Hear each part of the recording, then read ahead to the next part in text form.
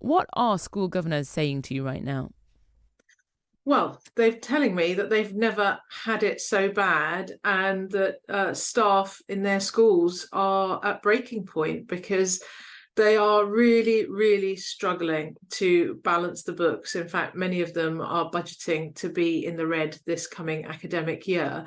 And that's because of spiraling costs and successive cuts in funding over a number of years. So children in our schools, not just across southwest London, but across London and many parts of the country, find themselves having many of the good things about education cut, whether that's school trips, whether that's extracurricular activities. I know some schools in my constituency are cutting back on the support staff, the teaching assistants that are so important for our children with additional needs. One school in my constituency has even started to charge children to be on school sports team because of the extra training costs involved.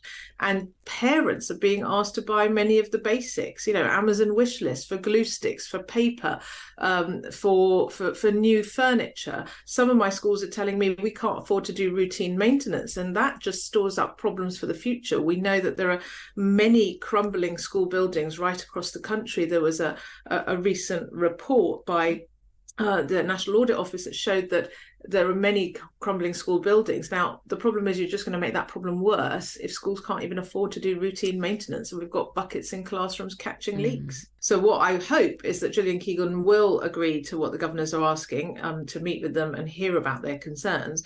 And what I want the government to do is what the Liberal Democrats have been calling for, what I believe is that education is an investment in our children and in our country's future. Because at the end of the day, if we don't put our children first and prioritise their education, their health and their well-being, they are our future. Our country depends on them, and it's really important that we make sure that they get the support they need so that they can flourish and thrive, and do the very best that we know that each child is able to do.